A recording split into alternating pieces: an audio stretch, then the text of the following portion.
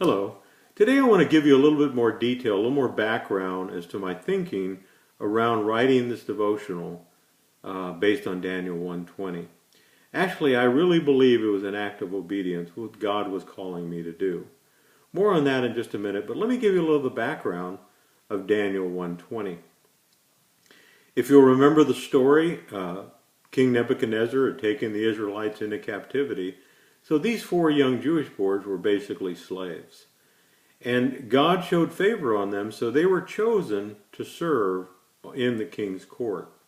They were actually chosen to serve the king.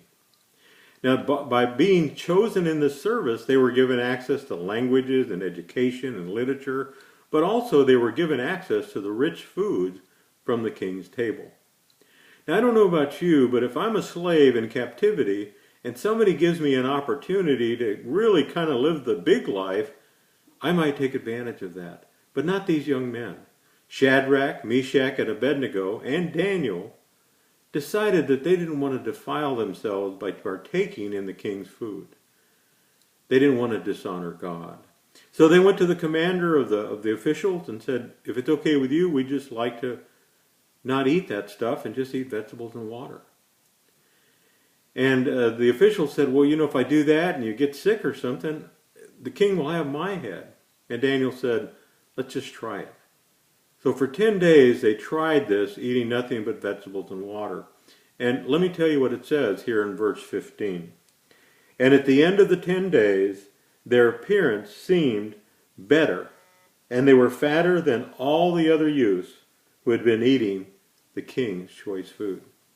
So the story goes on to talk about when they were tested in Daniel 1:20, they were 10 times wiser.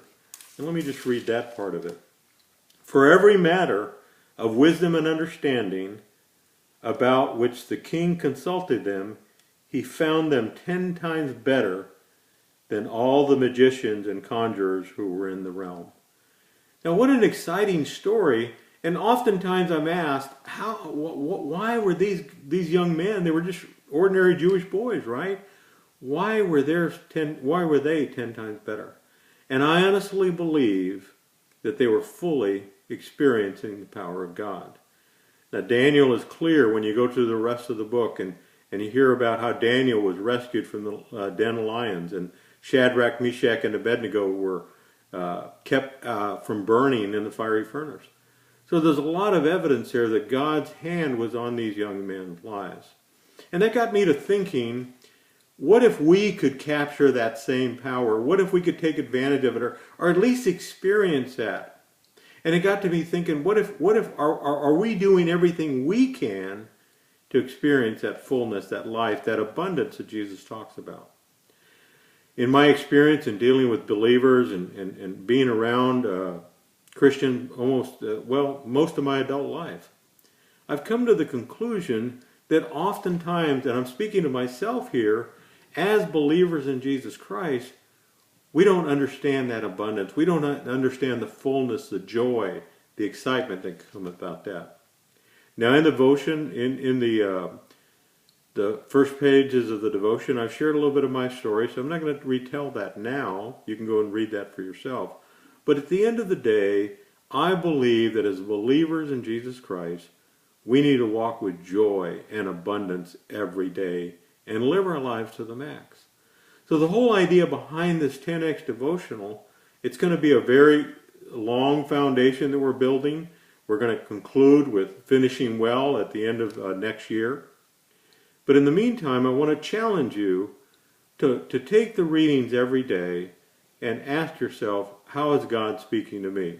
And I'll talk more tomorrow about how you're going to do that. But let me just finish up with this. My old boss and mentor, Zig Ziglar, used to say, if you had $1 million in the bank, but didn't know it was there, you couldn't spend it. And I think oftentimes, we as believers in Jesus Christ live spiritual paupers. We live with sadness, depression, anxiety, all of those things God wants to deliver us from. Now, I'm not talking about material wealth. I'm not talking about being rich, but I'm talking about being able to walk in the riches of Jesus Christ. So So my prayer for you today is that you will actually take the time, download the devotional, go to my Facebook page, look for 10X Group. Again, my name is Carlos Rosales.